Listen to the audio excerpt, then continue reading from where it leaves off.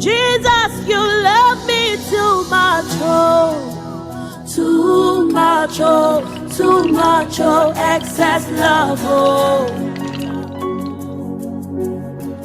Jesus, you love me too much, oh, too much, oh, too much, oh, excess love, oh. Chers frères et sœurs, heureux de vous retrouver et que Dieu puisse vous bénir. Que l'amour de Dieu continue d'abonder dans vos cœurs, dans vos différentes maisons. Merci d'être connectés à AD Espérance TV. Merci de suivre notre culte de louange et d'adoration dans vos différentes maisons. Nous vous invitons à pouvoir prendre vos Bibles dans l'Ancien Testament, dans 1 Samuel chapitre 7. De chapitre 7, part du verset 1 jusqu'au verset 17. Nous allons exploiter tous ces versets-là. Mais juste, je vais vous lire un seul verset. Le reste, vous pouvez faire la lecture à la maison. De verset 12. Samuel prit une pierre qu'il plaça entre Mispa et Shen, et il appela du nom d'Eben-Ezer, en disant: jusqu'ici, l'Éternel nous a secourus. Amen. Que Dieu bénisse sa parole. Et que ces paroles puissent vous fortifier, qu'elles puissent vous guérir. Le thème que je vous propose est le suivant: le secours de l'Éternel, ou jusqu'ici, l'Éternel nous a secourus. Jusqu'ici, l'Éternel nous a secourus.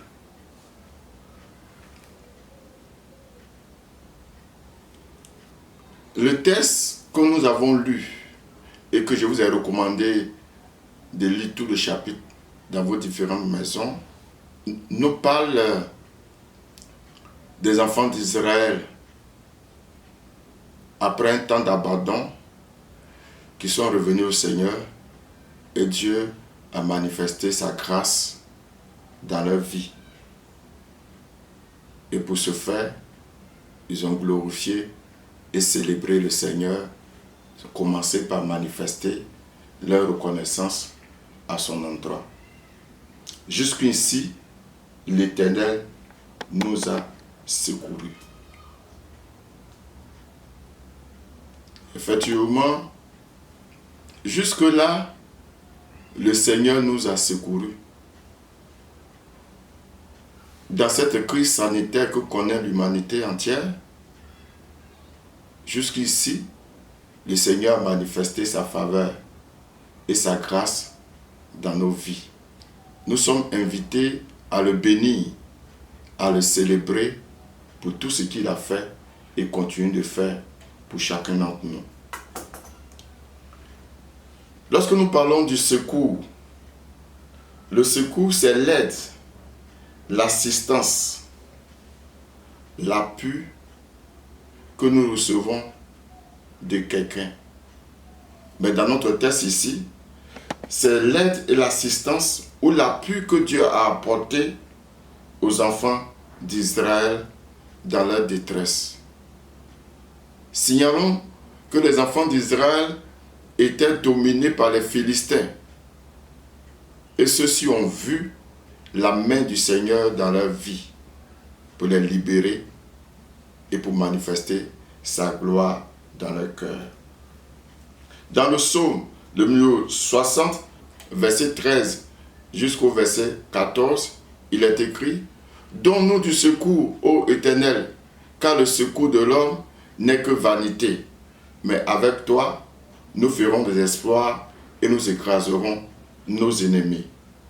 Dans le psaume, le numéro 46, le verset 2 dit ceci: Dieu est pour nous un refuge Un secours qui ne manque jamais dans la détresse.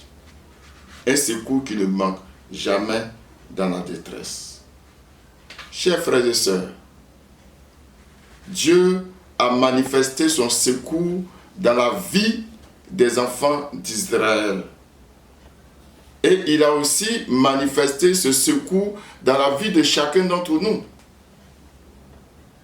Certes, nous sommes dans nos différentes maisons à cause du Covid-19, mais nous voyons tous les jours les bontés du Seigneur se renouveler et se manifester dans nos vies.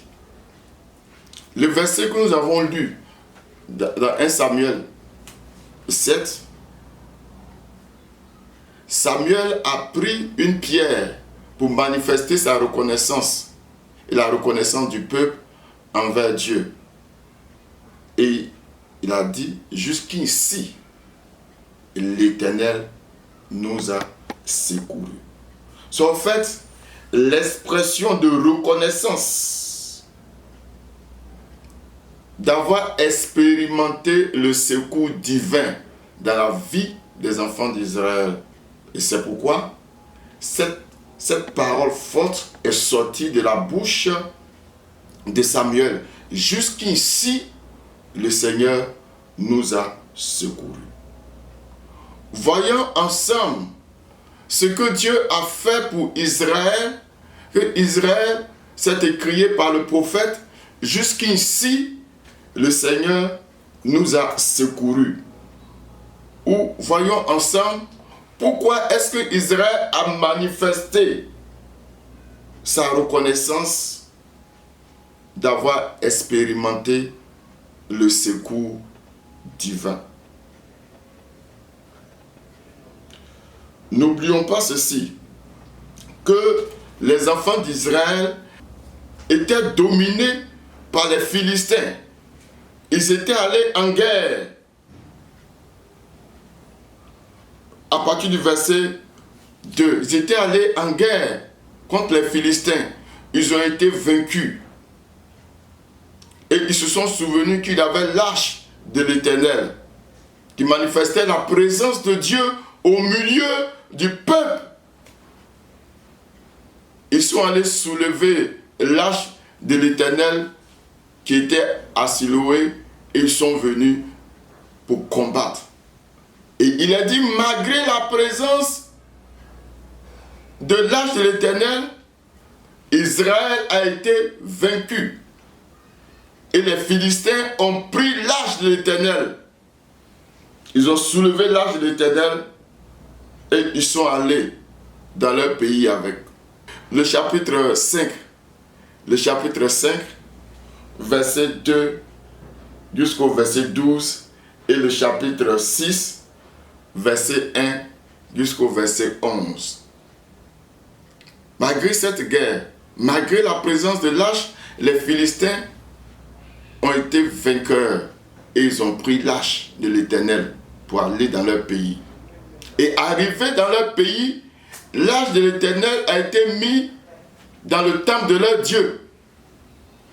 Et le lendemain, lorsqu'ils sont venus, leur Dieu s'est écroulé, il s'est prosterné. Parce que l'arche de l'Éternel qui marque la présence de Dieu va agir. Ils vont relever leur Dieu. Le lendemain, ils sont revenus encore. La même chose s'est présentée. Ils ont reconnu qu'ils avaient en face d'eux un Dieu vivant, un Dieu souverain. Et toujours dans ces deux chapitres-là, le Seigneur va frapper des Moréites et de mort les Philistins. Ils vont tout faire. Et c'est à la suite de ça qu'ils vont voir que c'est à cause de l'arche de l'Éternel qu'ils sont en train de subir ces maladies. Donc la première raison, c'est la victoire de Dieu sur ses ennemis. Certes, Israël a été vaincu en guerre. Israël allait chercher l'arche de l'Éternel. Et cette arche a été prise par les Philistins. et arriver dans leur pays, au chapitre 5, au chapitre 6, comme je l'ai dit, le Seigneur va les frapper d'hémorroïdes et de mort.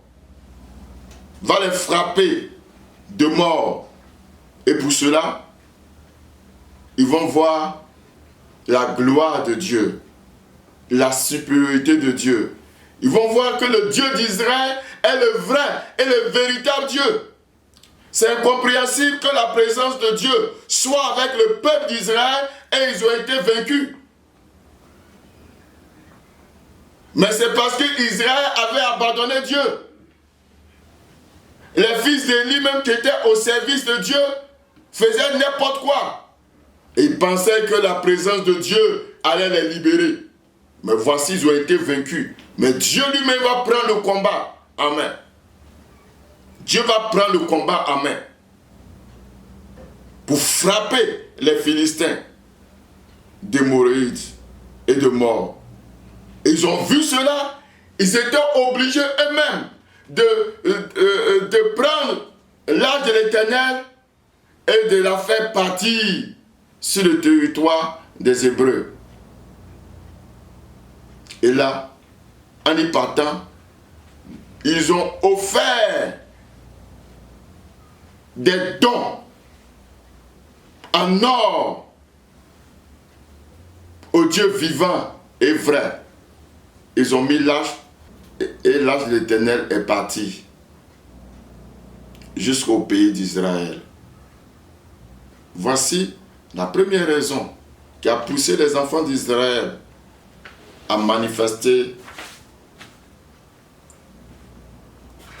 leur gratitude envers le Seigneur. Le deuxième élément, c'est vrai que l'arche a fait 7 mois. Mais lorsque l'arche est venue en Israël, la première ville que ça a trouvé, le Seigneur a commencé par frapper les Israélites de mort. Commencer par frapper les Israélites de mort jusqu'à ce qu'eux-mêmes, ils demandent à ce que l'arche de l'Éternel soit amenée à Kirjat Jarim. Et là-bas, l'arche a fait 20 ans. Donc la deuxième chose qui a poussé les enfants d'Israël a dit jusqu'ici le Seigneur nous a secourus, juste après la victoire de l'Éternel. La deuxième chose, c'est l'amour de Dieu. L'amour de Dieu va se voir dans la manifestation de la fidélité et de la protection de Dieu. Pendant 20 ans, l'arche est restée oubliée par les enfants d'Israël. Mais Dieu a su garder les enfants d'Israël, a su manifester son amour à leur endroit. Malgré leur abandon, Dieu est intervenu pour manifester sa faveur dans leur vie.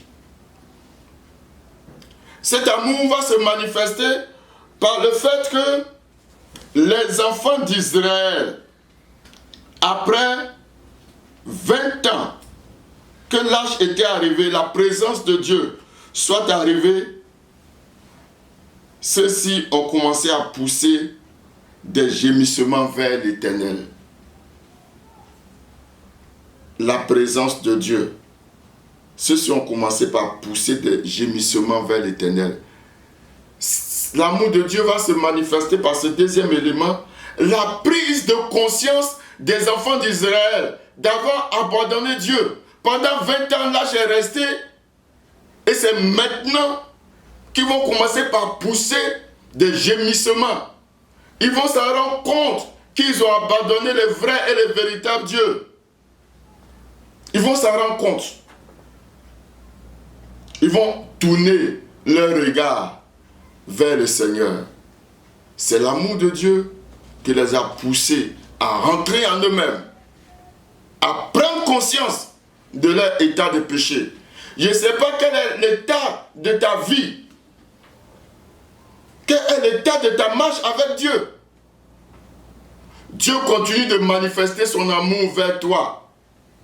Qu'est-ce que son amour provoque en toi? Pour les enfants d'Israël, ils ont pris conscience de leur état. Dans Proverbes chapitre 8, verset 17, il a dit, « Et ceux qui me cherchent me trouvent. Tous ceux qui me cherchent me trouvent. » Puisqu'ils ont pris conscience de leur état, voici une autre étape de la manifestation de l'amour de Dieu. Dieu va envoyer Samuel à parler à leur cœur.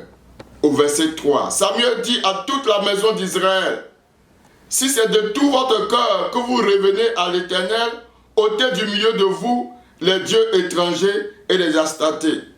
Dirigez vos cœurs vers l'Éternel et servez-le lui seul, et il vous délivrera de la main des Philistins. »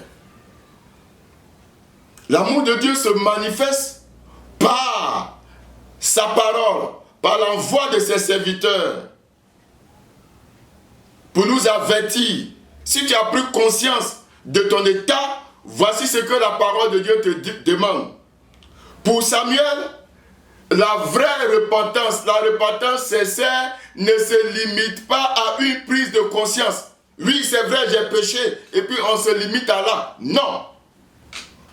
C'est pourquoi Jean-Baptiste, dans Matthieu chapitre 3, le verset 8, a dit à tous ceux qui venaient à lui pour se faire baptiser, il dit, produisez des fruits dignes de la repentance. Des fruits dignes de la repentance. Pour Samuel, la véritable repentance passe par un renoncement, par une véritable conversion, un attachement vrai à Dieu, le tout couronné par un service équitable. C'est pourquoi il demande aux enfants d'Israël, s'ils veulent vraiment être délivrés des Philistins, que ceux-ci renoncent, abandonnent les dieux astartés, se tournent vers Dieu, qu'ils abandonnent leur mauvaise voie, qu'ils se tournent vers Dieu, et qu'ils s'attachent au Dieu vrai et vivant et qu'ils le servent de tout leur cœur. C'est ça la manifestation de l'amour de Dieu. C'est ce que l'amour de Dieu nous pousse à faire. Dès que Samuel a eu à dire cela, voici ce qui va se passer. Ce qui nous conduit à notre troisième point. Voyez ce qui va se passer. Au verset 4, il est dit, les enfants d'Israël ôtèrent du milieu d'eux les Baals et les astratés, et ils servirent l'Éternel seul. Dès l'annonce de la parole de Dieu, les enfants d'Israël ont obéi. L'obéissance du peuple va les pousser après à dire jusqu'ici, l'Éternel nous a secourus. L'obéissance du peuple. La Bible ne dit-elle pas dans 1 Samuel chapitre 15, verset 22, l'obéissance vaut mieux que les sacrifices? Certes, tu es conscient de ton état de péché. Tu es conscient de ton état de mauvaise vie. Mais qu'est-ce que tu fais? Confesse, abandonne ce péché. Reviens à Dieu. Et sers-le, lui seul. C'est ce que les enfants d'Israël ont fait. Lorsque les enfants d'Israël ont fait cela, cela nous amène à notre quatrième point. À partir du verset 8 jusqu'au verset 9, nous voyons que Dieu va exaucer les enfants d'Israël. Dieu va exaucer les enfants d'Israël. Les enfants d'Israël vont demander, puisqu'ils sont revenus au Seigneur, ils vont demander à Samuel d'intercéder à leur faveur pour que Dieu puisse agir dans leur vie. Ils vont demander ensuite à Samuel d'offrir un holocauste à Dieu pour que Dieu manifeste sa faveur dans leur vie. Et c'est ce qui s'est fait. C'est ce qui s'est fait. les ossements. Effectivement, nous sommes exaucés. Dieu exauce nos prières en rapport au sacrifice de son Fils Jésus accompli à la croix de Golgotha. Et la Bible dit d'ailleurs dans l'épître de Paul aux Romains que le Seigneur Jésus intercède toujours en notre faveur. Et d'ailleurs, la Bible nous révèle que Jésus est notre avocat. Chers frères et sœurs, Dieu est celui-là qui nous exauce. Lorsque Samuel a présenté l'Holocauste est monté au Seigneur. Dieu nous exauce dans l'œuvre de Christ, dans l'alliance nouvelle que Christ a conclue pour chacun d'entre nous à la croix de Golgotha. C'est tous ces éléments qui ont poussé les enfants d'Israël à dire jusqu'ici, le Seigneur nous a secourus. Chers frères, à partir du verset 10, au moment où Samuel était en train d'offrir le sacrifice, les Philistins se sont levés pour attaquer les enfants d'Israël. Pour les nuire. En plein moment d'adoration. Puisqu'ils venaient de se réconcilier et que Dieu a décidé de les exaucer, c'est là que l'ennemi a trouvé pour venir attaquer. Ils ont oublié ce que Dieu a eu à leur faire dans leur propre pays. Bien-aimés, jusqu'ici, le Seigneur nous a secourus. Je ne sais pas quelles sont les épreuves par lesquelles tu passes. Je ne sais pas quelles sont les difficultés dans lesquelles tu passes. Mais sache une chose, Dieu ne t'abandonnera jamais si tu t'es réconcilié avec lui. Si ta vie est conforme à lui, si tu demeures dans l'alliance, Dieu ne t'abandonnera jamais. Jusqu'ici, le Seigneur nous a secourus. Mais, c'est vrai, Dieu a manifesté son amour. Nous avons vu, le peuple a obéi. Dieu a décidé d'exaucer. Mais comment est-ce que le peuple a expérimenté le secours divin jusqu'à ce qu'il ait dit, jusqu'ici, le Seigneur nous a secourus. Comment est-ce que le peuple a expérimenté le secours de Dieu? Le verset 10b dit: L'Éternel fit retentir en ce jour son tonnerre sur les Philistins et les a mis en déroute. Il fut battu devant Israël. Voici comment les enfants d'Israël ont expérimenté le secours de Dieu. Puisqu'ils étaient en train d'offrir leur adoration au Dieu Tout-Puissant, et c'est à ce moment-là que les Philistins sont venus les attaquer.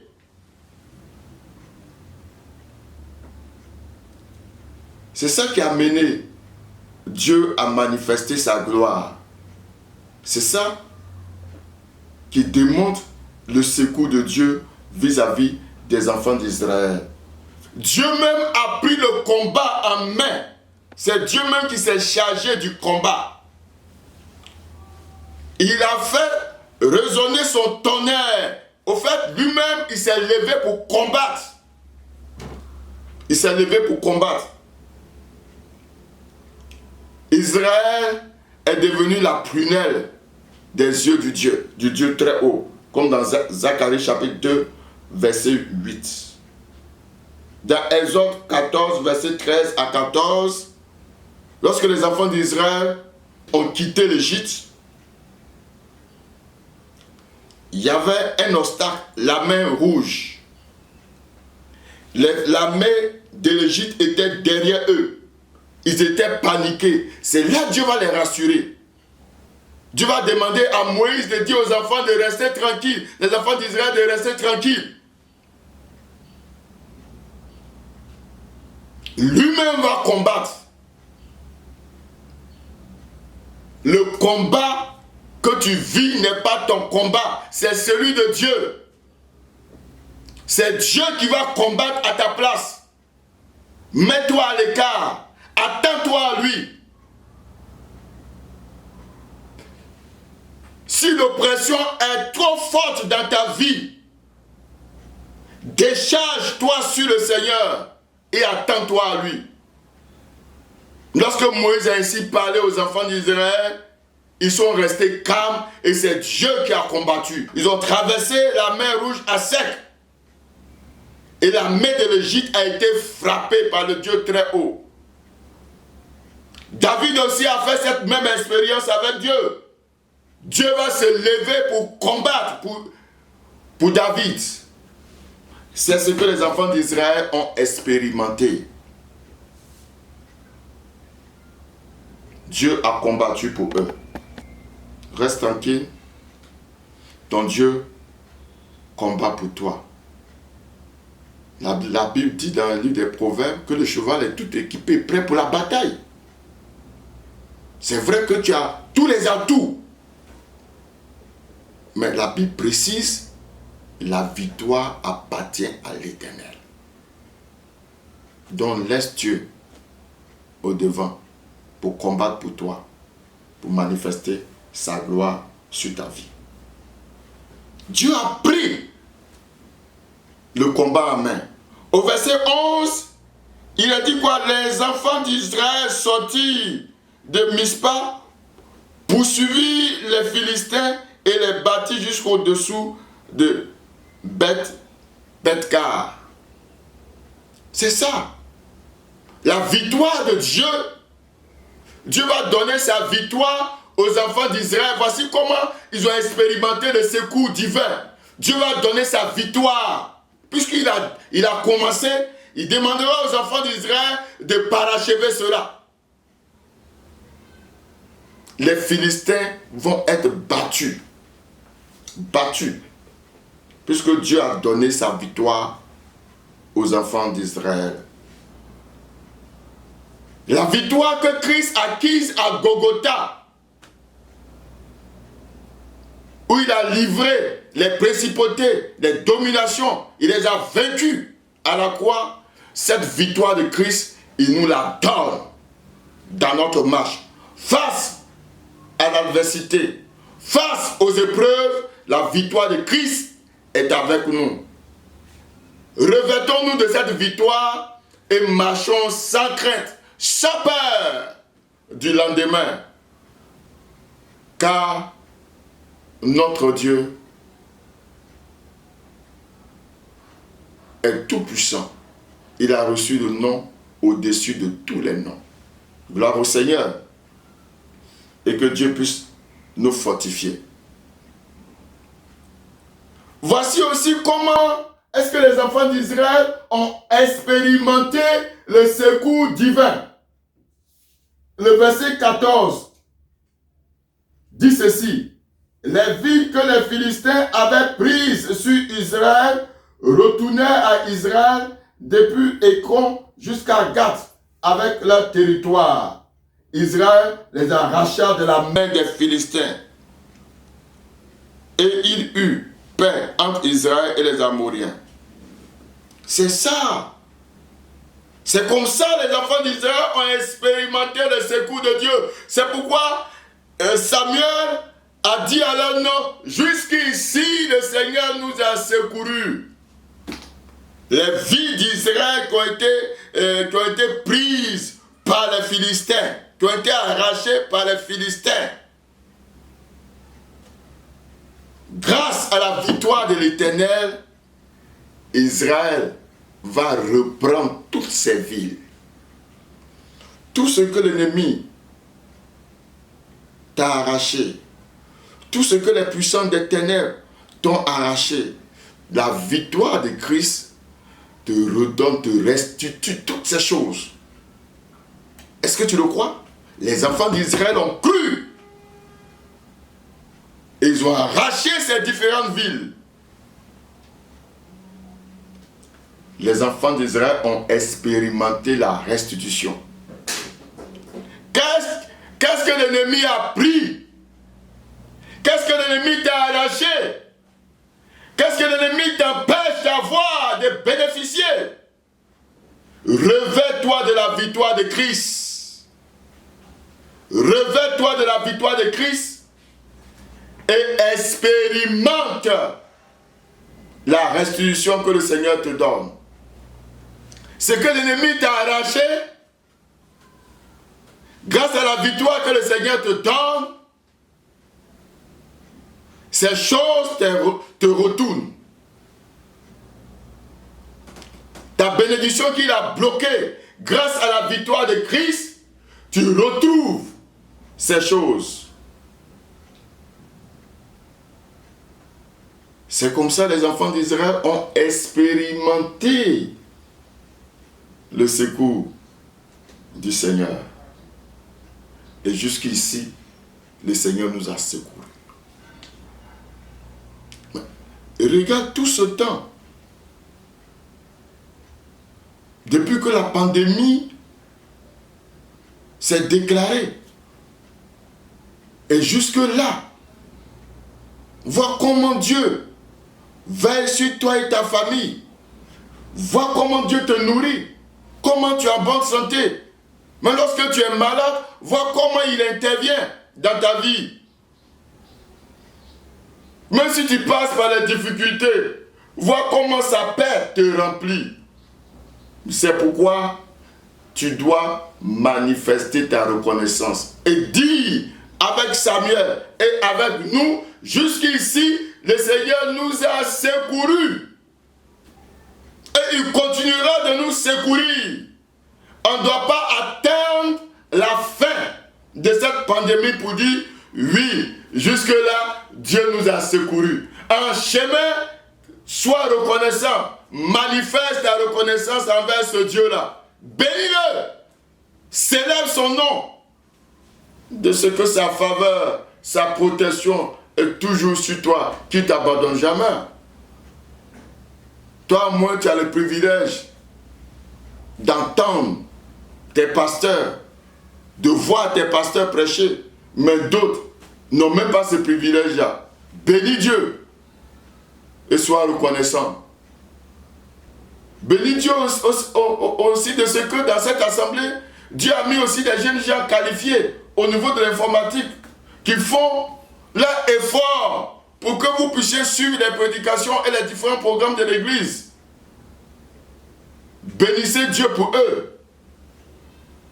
Jusqu'ici, le Seigneur nous a secourus. Chers frères, chères sœurs, le verset 17 dit, puis, parlant de Samuel, revenait à Rama, où était sa maison, et là, il jugeait Israël, et il bâtit un autel à l'Éternel. Soyons toujours dans la présence de Dieu. Si tu veux toujours bénéficier du secours du Seigneur, demeure toujours dans sa présence. Ne te détourne ni à gauche ni à droite. Demeure dans cette présence-là. Et manifeste tous les jours ta reconnaissance au Seigneur. Dans Colossiens chapitre 3, le verset 15 dit ceci, soyez reconnaissants. Dans Philippiens 4:4, Paul dit ceci, je le répète, réjouissez-vous dans le Seigneur. Réjouissons-nous, chers frères et sœurs, et disons merci au Seigneur, et disons-lui, jusqu'ici, le Seigneur nous a secourus. Si tu veux voir le secours du Seigneur, continue d'être attentif à ce message et qu'il puisse te bénir. Amen. Je vais prier. Nous voulions vivement te dire merci pour tes bienfaits à notre endroit. Te célébrer pour ta grâce, pour ta protection et pour ta fidélité que tu manifestes tous les jours dans nos vies. C'est vrai, ton secours est capital pour nous et nous voulions toujours y bénéficier. Viens, manifeste ce secours dans nos cœurs et donne-nous de demeurer dans ta présence. Au nom de Jésus. Amen.